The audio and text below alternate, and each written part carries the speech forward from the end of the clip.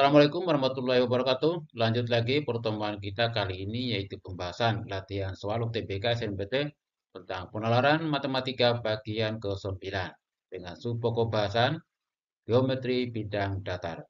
Semoga pembahasan dalam video ini dapat bermanfaat, dapat membantu teman-teman untuk mempersiapkan diri menghadapi UTBK tahun ini dan semoga pula dapat diterima sesuai dengan jurusan yang diinginkan.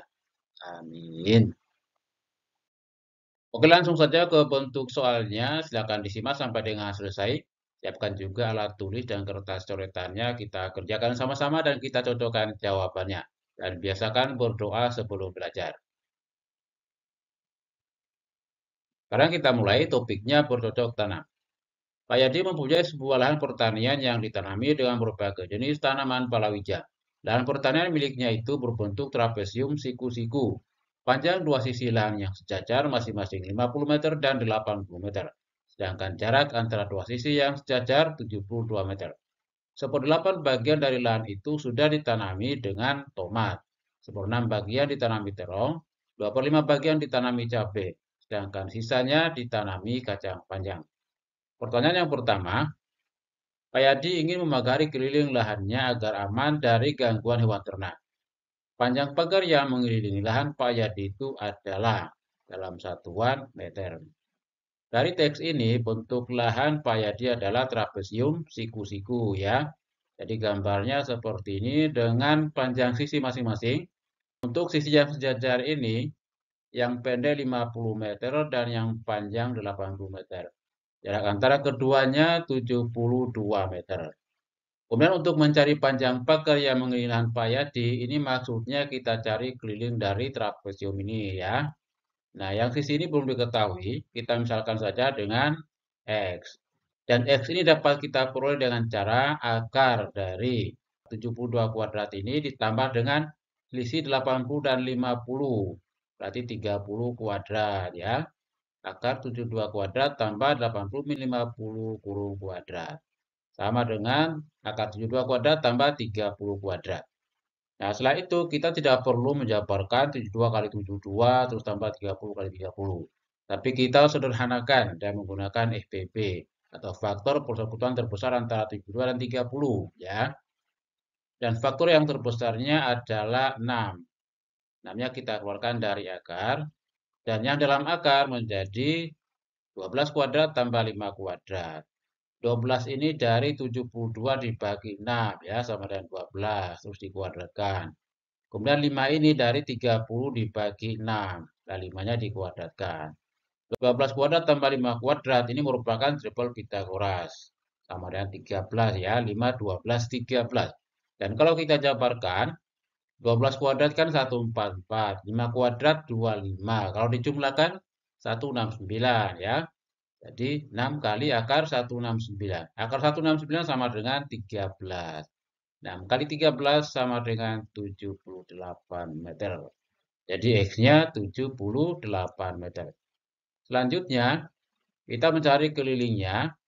Kita jumlahkan 50 tambah 80 tambah 72 tambah 78. 50 tambah 80, 130. 72 tambah 78, 150. Dijumlahkan sama dengan 280 meter ya. Jadi jawabannya E. Jelas ya? Lanjut pertanyaan yang kedua. Jika panjang dua batang kayu berjajar yang melintang untuk memagari keliling lahan masing-masing 2 meter, maka panjangnya batang kayu yang dibutuhkan Pak Yadi adalah.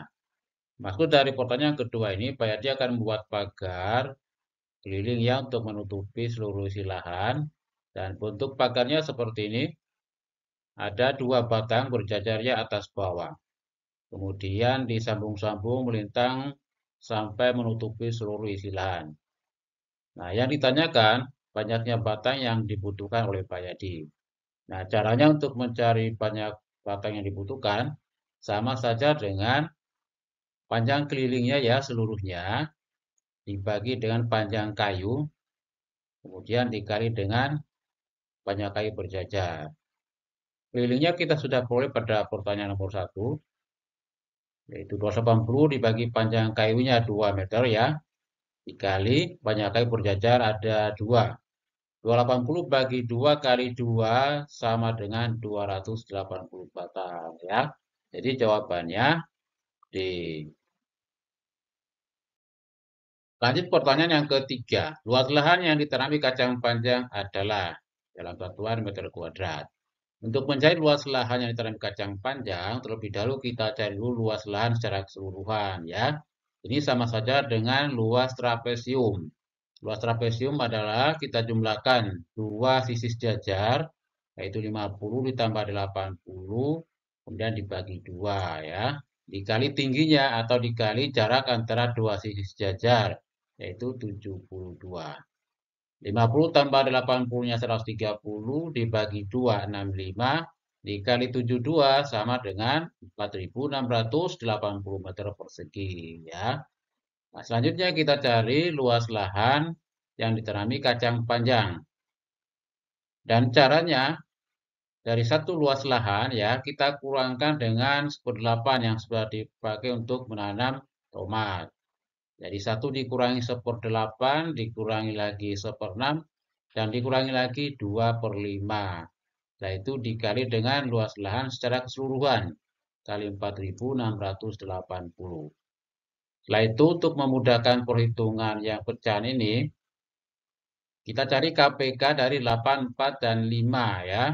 Ini KPK-nya bisa 40. Nah, jadi sama dengan 40 kali 1, 40 ya. 40 kali 1/8-nya 5, jadi min 5. 40 kali 1/4-nya 10. 40 kali 2/5-nya 16 ya. Kemudian dibagi 40 penyebutnya sama. Setelah itu dikali 4.680. 40 dikurangi 5, 35. Dikurangi 10, 25. Dikurangi 16, 9. 9/40. Dikali 4.680 ini sama dengan 1.053 meter persegi ya. Jadi jawabannya adalah B. Jelas ya? Lanjut pertanyaan yang keempat. Berdasarkan teks di atas, pernyataan berikut yang benar adalah.